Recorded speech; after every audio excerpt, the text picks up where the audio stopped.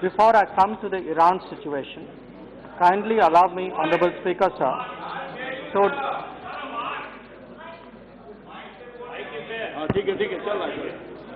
before I come to the Iran situation, kindly allow me, Honorable Speaker, sir, to describe the larger global landscape with respect to coronavirus and our approach in responding to this international challenge. As all honorable members are aware, the global spread of coronavirus is now real and serious. Yesterday, the WHO declared it as a pandemic. As a country whose citizens are spread across the world, this is a matter of utmost concern. At the same time, it is absolutely essential that we react responsibly and soberly. What we say and what we do should address problems, not spread panic in different parts of the world. As a government, we will assess these in terms of their urgency and seriousness and respond accordingly. As the House would have noted, where specific interventions are required, as in the case of Wuhan in China, the Diamond Princess crew in Japan, or now the pilgrims in Iran, we will take necessary action. But these are exceptional situations that require exceptional response. At this time, travel in itself is not recommended as it only heightens risks. Where communities are understandably anxious, we should reassure them and encourage the observance of globally recognized precautions and procedures. An excessive sense of alarm would only be to the detriment of those who are really in need. Let me, sir, now turn to the issue of Iran. As per available information, there are about 6,000 Indian nationals in various provinces of Iran.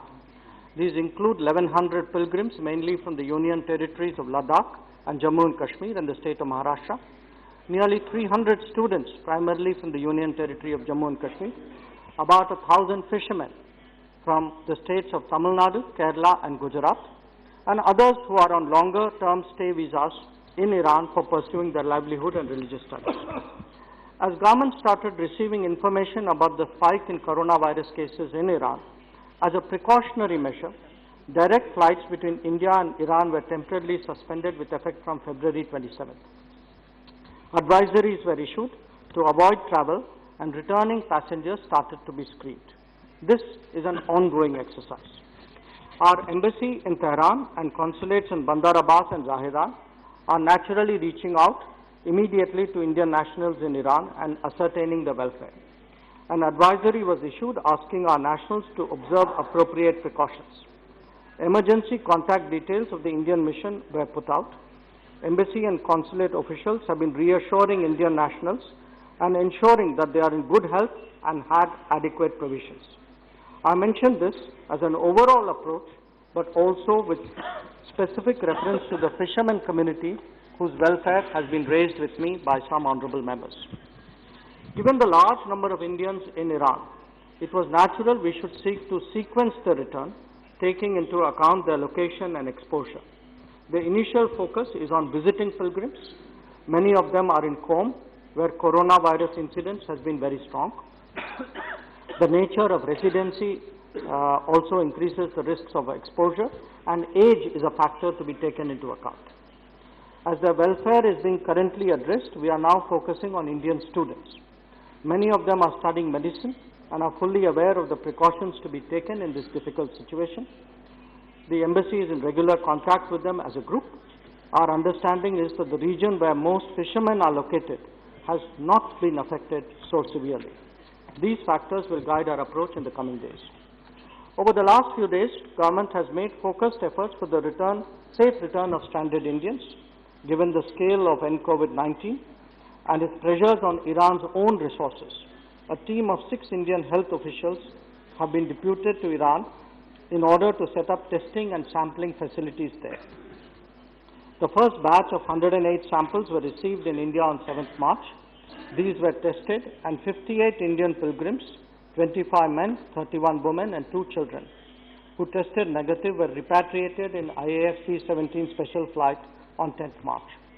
We have also received samples of 529 more Indians on this flight, which have been tested in the National Institute of Virology, Pune. So far, 299 of them have tested negative. Some more results are awaited. We continue to collect more samples in Tehran, and our endeavor is to ensure the earliest possible return of these after appropriate testing and screening. We are working with the Iranian authorities to operate some limited commercial flights to facilitate this early return. Our embassy, in cooperation with the Iranian authorities, is making arrangements for the medical care and monitoring of those who have tested positive. Our embassy staff and medical team are working around the clock under very difficult conditions to ensure the objective of earliest possible return. The House will appreciate their operational constraints given that there have been restrictions instituted for public health reasons in Iran. It is not easy to organize transport, accommodation and other logistics, and the Iranian system is very stretched, but we do appreciate the cooperation in these very difficult circumstances. Honorable Speaker, sir, I visited Srinagar recently and I took the initiative to meet parents of some of the students who are in Iran. Their anxiety at this time is completely understandable. I shared with them in detail the ground situation and sought their understanding. I assured them that the government would facilitate the earliest possible return of their children, and I would like to share with the House that the sampling of these students has begun today. Our consulate in Bandar Abbas are in touch with Indian fishermen who are in the southern provinces of Iran, including the cities of Asaloye, Chiruye and Kish.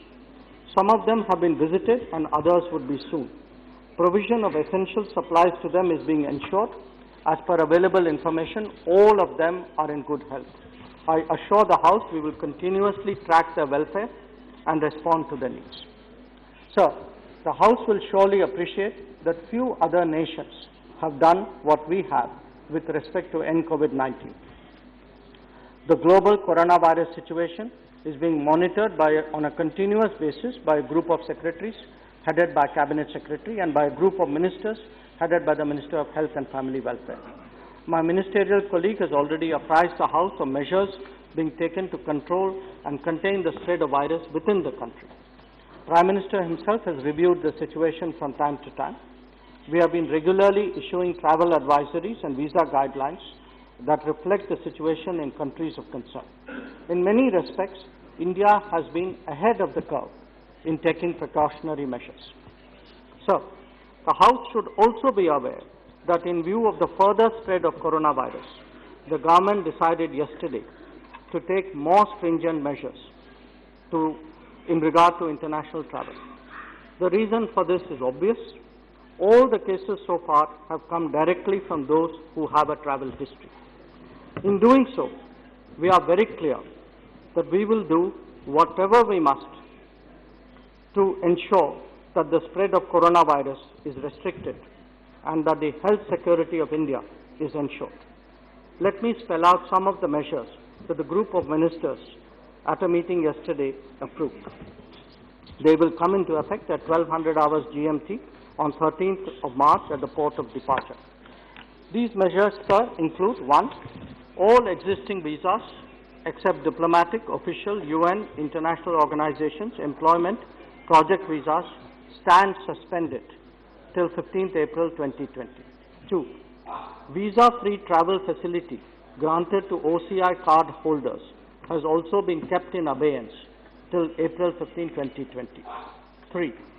All incoming travelers, including Indian nationals, arriving from or having visited China, Italy, Iran, Republic of Korea, France, Spain and Germany after 15 February shall be quarantined for a minimum period of 14 days. It was also decided that any foreign national who intends to travel to India for compelling reason may contact the nearest Indian mission. Indian nationals are strongly advised to avoid all non-essential travel abroad. On their return, they can be subjected to quarantine for a minimum of 14 days. International traffic through land borders will be restricted to designated checkpoints with robust screening facilities. These will be notified separately by the Ministry of Home Affairs. Sir, the situation in Italy is now emerging as a cause of great concern. I would like to share with the honourable members that steps in this regard have already been initiated. It has been decided to make provision for testing primarily for students and compassionate cases in Italy and collect samples for testing. A medical team is being sent there from India. Those tested negative will be allowed to travel and will be quarantined on arrival in India for 14 days. The challenge is growing by the day in Europe, and we will respond accordingly.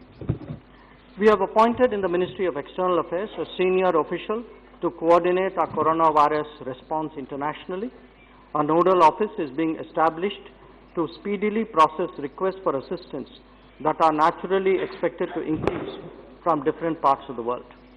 There will be some pressing, some unusual situations, and we recognize that and we will respond to that. The details of the nodal office will be made available very soon. Honourable Speaker, sir, I am confident that the honourable members of this House will join me in commending the efforts of our medical teams, the officials of the Indian embassies and consulates, the Air Force crews, the Air India crews, and all those who in India are working tirelessly and selflessly to ensure that our people in Iran and other countries are safe and can return expeditiously. The coronavirus challenge will require a focused and sustained effort on our part, and we will keep the House apprised of developments. Finally, I would like to strongly emphasize that the government remains fully committed towards the welfare of our nationals in any part of the world, as well as ensuring the security and safety of our homeland. This has been the hallmark of our foreign policy. I thank you.